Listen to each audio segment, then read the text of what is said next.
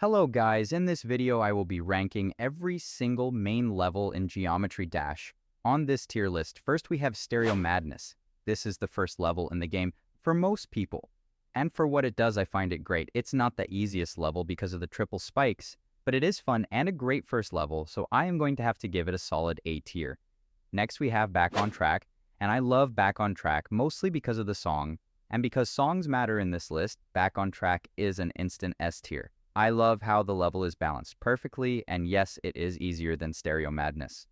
Now we have Polargeist, and I am probably going to give this a C tier. I know its whole purpose is to introduce orbs, but it doesn't feel as special as the first two, and the song is mid. Try out. I think this level is straight D tier. Don't get me wrong, it has a really cool upside down bit, but I don't find it that memorable. The song is also meh, because I just don't think that the normal levels are that memorable. Okay, base after base is the most forgettable level in the game. It introduces nothing and is just sort of a filler level to add more hard levels. But base after base is just a boring level with a very easy first coin, and for that reason, it is going to be F tier. Now, Cant Let Go is peak. It has a great song, and it is quite a difficulty jump from base after base, as everyone knows that 70% onwards is pretty difficult. But I love this level because it is perfectly rated as a hard level and an iconic level for players. Because of this, I will put Cant Let Go in I tier under Stereo Madness. Next is Jumper, and I like Jumper because of the song and introduction of Upside Down Ship and how it tests you on your current skills.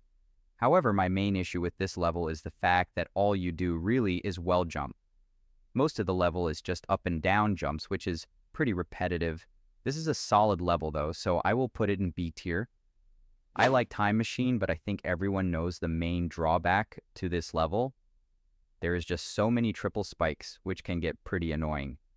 The song is alright, and this level introduces the mirror portal, which just makes the gameplay feel a lot weirder. I do, however, love the ending because it feels tense with tight jumps and the upside down ship at the end, so I think upper B tier is a perfect rating for this level. Next is Cycles, which is one of my favorite levels. It has an absolutely peak song and introduces the ball, which is a pretty fun game mode. I also like the fake orbs and pads, and especially the mirror ball section at the end. The only thing that makes this level A tier is the fact that, like Time Machine, it also has too many triple spikes. Xstep is a level for me that I find pretty forgettable. It is pretty easy for an insane and introduces blue pads. The song is, again, meh, so I think this belongs with Polargeist in C tier.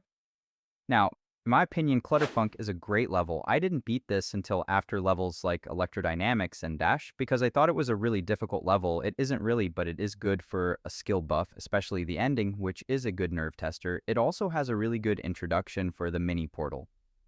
I like the song for this level, and I will put it in I tier. Next, we have Theory of Everything. I really like this level because the song is great, and it introduces the UFO and feels great to play among other things. It has a few drawbacks, but it is just an all-around solid level, so it deserves B tier.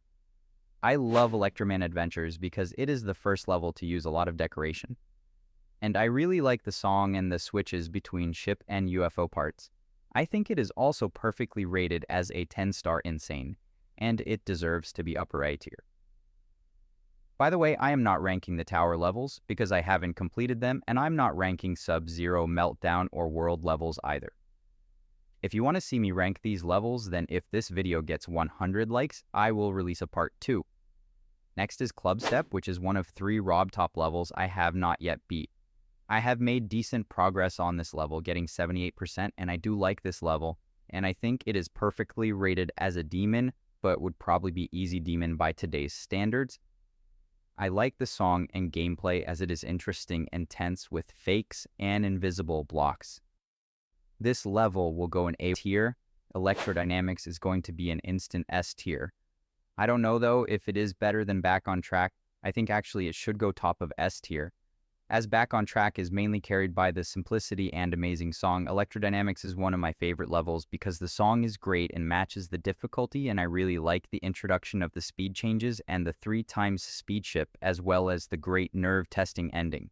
By the way, if you are enjoying the video so far, don't forget to drop a like and subscribe because it really helps me out. Anyway, back to the video. Our next level is Hexagon Force, which deserves its 12-star rating because the level is very unbalanced. The dual, ball, and cube parts are much more difficult than the rest of the level, which was enjoyable to play with an exception of these choke points. Because of this, I will rate Hexagon Force at the top of C tier. Now we have blast processing. I already know where this is going. I don't know why a lot of people hate it, because for me, this deserves to be at the very top of S tier. I love the introduction to the wave where it is fun, but not dead easy, and the dual wave makes it more interesting later.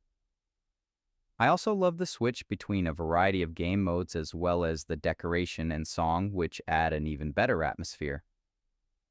Theory of Everything 2 now. This is the second Robtop level. I have not completed.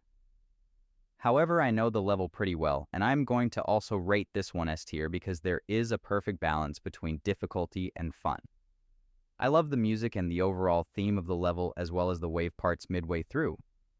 I am excited to move on to playing this level after I complete Xstep. For our next level, we have Geometrical Dominator. I like this level mainly because of the great decoration and introduction of the robot game mode. My main complaint about this level, however, is the unnecessarily difficult memory part towards the end, which is a bit much for a 10-star harder level. This is a mid-level, so I will put it in B tier. Next is Deadlocked, which is the third Robtop level I still need to complete. I still know the level though and can safely put it at A tier because I find all of the new gameplay mechanics pretty cool, like the ball part. Also, to add that the song is very cool, and Deadlocked is also the only Robtop level to have a boss fight, which is pretty cool. The most difficult parts of this level is the first wave, the pre-boss fight ship, and the dual wave.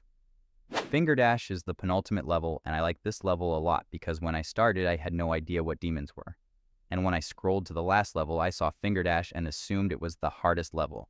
It introduces the spider in a very cool segment, and I also love the wave and mini-wave parts towards the end of the level. I tier definitely. The final level to cover now is Dash. It has a lot of new gimmicks released with the 2.2 update, which include things like the spider orb, camera movements, and the new swing copter game mode. My criticism of this level comes from the fact that there are only a couple of parts that could be considered insane, let alone 12-star. I understand that Dash includes 7 years worth of new features, but they are quick to learn, and I think 12 stars is too high. I can confidently say that Dash will go in B tier. Anyway, that is it for this video, and remember 100 likes and I will do a part 2. Bye.